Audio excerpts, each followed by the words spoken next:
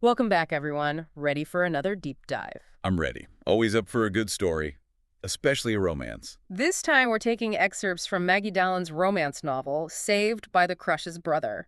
I just love that title, by the way. It really sets the scene, doesn't it? You know right away there's going to be some drama, some twists, and of course, a love triangle. Oh, absolutely.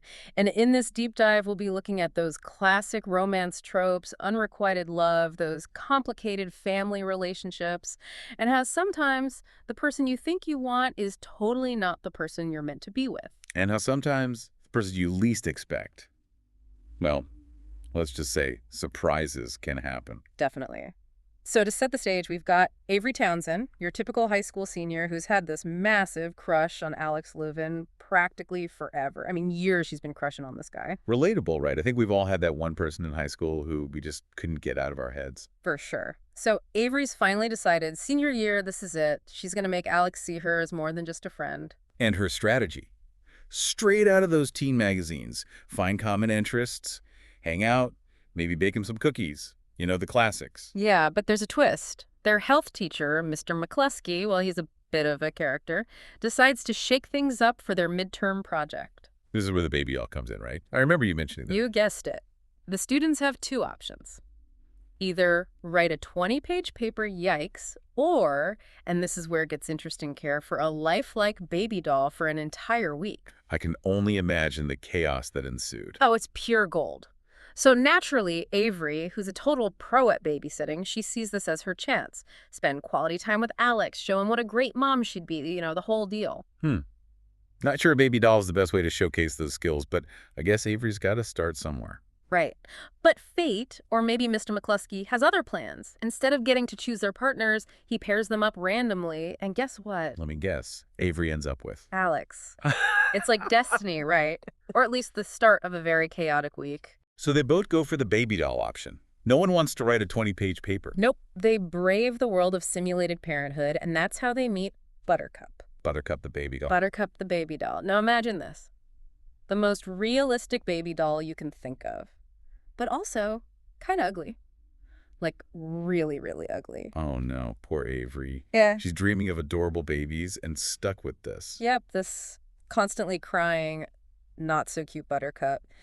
The author does a brilliant job of contrasting that fantasy versus reality. I bet.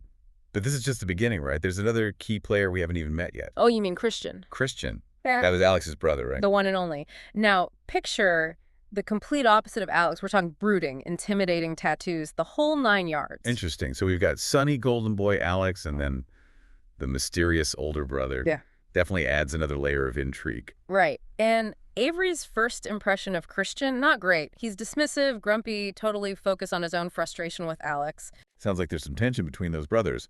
I'm sensing some family drama on the horizon. Oh, you have no idea. But even in those early interactions, there are these little hints that Christian's more than meets the eye. Like, he's paying attention to Avery, noticing her, even if he's not showing it. Ooh, interesting. Maybe there's more to him than just that bad boy facade. Definitely more than meets the eye. But for now, let's get back to Avery and Alex's little parenting adventure. Things go downhill fast. Oh, I bet.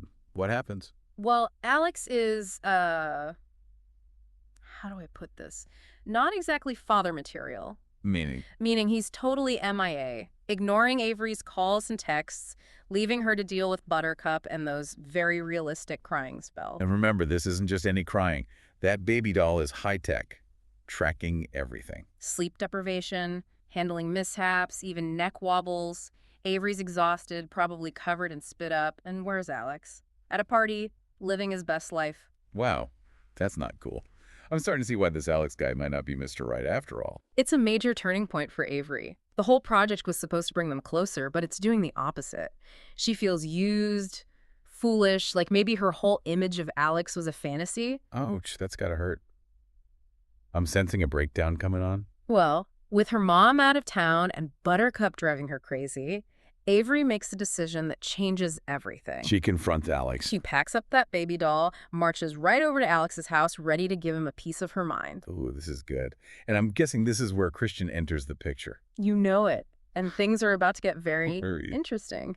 So Avery shows up at the live-in house, baby doll in tow, ready to let Alex have it, but guess who answers the door? Not Alex. Nope, Christian. He's home alone enjoying a quiet evening with a book, probably Shakespeare or something. Oh boy, talk about awkward. Right, she's like barging in on his night, and he is not thrilled to have this unexpected visitor, but he sees how upset she is. I mean, the girl's exhausted, practically in tears, and something shifts. He sees a damsel in distress. More like a girl who needs a break, and Christian, who we thought was all hard edges, he actually steps up. It's interesting. You're telling me the bad boy turns into a knight in shining armor? Kind of. He makes her tea, listens to her rant about Alex, and get this. He takes Buttercup. He offers to watch Buttercup while Avery gets some sleep on the couch. Can you imagine? Wow, that's a side of Christian we didn't see coming. So much for those first impressions, huh? Talk about a plot twist. And Avery, it's like she's finally seeing Christian as a real person, not just Alex's grumpy older brother. And maybe starting to realize that Alex isn't who she thought he was either. Exactly. So Avery crashes on the couch, totally exhausted, and wakes up, how do I put this delicately, practically, in Christian's arms. Ooh la, things are heating up. It's about to get real good. They share this intense moment, almost kiss, and then, Alex walks in. of course, ruining the mood completely. So much for a perfect moment. Poor Avery, talk about embarrassing. Right. But this whole encounter, it does more than just create some romantic tension. It also starts to peel back the layers of the Leuven family drama. We've got the strained relationship between the brothers, the bitter divorce, lots of baggage there. And we find out that Alex basically sided with their dad while Christian felt abandoned by both parents. Ouch, that's rough. So the baby doll project is like a microcosm of their family dynamics. Alex avoids responsibility. Christian steps up to take care of things. Makes you wonder if Avery was attracted to the wrong brother all along, right? Seriously. Maybe she was so focused on Alex that she missed what was right in front of her. Totally. So after that awkward almost kiss, Christian offers to drive Avery home, and they have this deep conversation in the car about their family's past, where it's getting real. Vulnerability moment. I love those.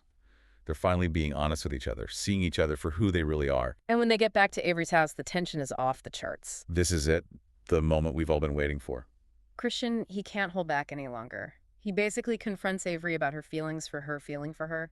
Alex admits he's been fighting his own feelings for her, and then, bam. He kisses her. He kisses her. It's passionate, intense, everything that Almost Kiss wasn't. Finally. So does Avery kiss him back. Aw, she kisses him back. But then Christian pulls away. What? Why? He's convinced she's still in love with him. Alex thinks he's just a rebound or something. Classic miscommunication. He's letting his insecurities get in the way. Right. So he tells her to get some sleep promises to call and then takes off, leaving Avery and us wondering what just happened. I can't believe it. Another cliffhanger. I guess we'll have to wait for part 3 to see if these two crazy kids can figure things out. So Christian takes off thinking he's doing the right thing, but... But Avery's not giving up that easily. Exactly. She's not the type to just sit around and wait for him to call. She's got that Buttercup energy. Totally. Instead of chasing after Christian, she decides to focus on what she can control, her own feelings. Smart move. Sometimes you need a little space to figure things out. Right. And she actually starts spending more time with Christian's family, even helps his dad unpack boxes. Really? That's unexpected. I mean, this is the guy who basically walked out on Christian and his mom. I know, right? But Avery's trying to understand the whole picture, the family dynamics, the things that make Christian who he is. She's a good soul, not holding grudges. Maybe she's hoping to run into Christian again. Maybe so. Yeah. And she does learn some interesting stuff about him, like how he decided to change his major to English Lit. What? Really? He was pre-med, right? Yep. Seems like he wanted to prove something to his dad, you know, follow in his footsteps. But then he realized he'd rather follow his passion for literature. That's awesome. It is. And it was actually inspired by Avery, remember their shared love of books. Wow, so he's changing his whole life partly because of her. That's got to mean something. It definitely shows how much she's impacting him. And meanwhile, guess who finally apologizes to Avery? Alex. You got it. He's all like, I'm so sorry for ditching you with Buttercup, blah, blah, blah, blah. Too little too late. Avery's already moved on. He even admits to being jealous of Christian.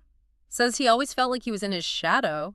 Interesting. So even the golden boy has his insecurities. Yeah. Makes him a bit more human, I guess. A little bit. But back to the good stuff. What about Christian? He comes back for her. He does. Shows up at her house ready to apologize and clear the air. Round 2, I'm on the edge of my seat. But it's not all smooth sailing. They both still have their guards up and end up having this big fight. Oh, no. Another misunderstanding. Yeah, Christian thinks she's still hung up on Alex. Avery's trying to explain that her feelings have changed, but But they just can't seem to get on the same page. it's frustrating, but also kind of realistic, right? Relationships are messy sometimes. Totally. And it takes courage to be honest about your feelings, even when it's scary. And finally, Avery, she just lays it all out there, tells Christian she's not in love with Alex anymore and never really was. She chooses Christian. Go Avery. She does, and she's Gotcha. like, maybe there's something real between us. Maybe we should see where this goes, Yeah. putting it out there. Taking a chance. I love it. So what does Christian say? He doesn't say anything. He kisses her, and this time it's different. No pulling away, no doubts. Swoon. They're finally on the same page. It's like everything they've been through, all the drama and misunderstandings, it's brought them to this point. And now they can finally start their love story for real. And then the best part, Christian asks Avery to homecoming. She says yes. Of course she says yes. And the story ends with them at homecoming, happy and a little bit nervous, but mostly just excited to be together. So sweet.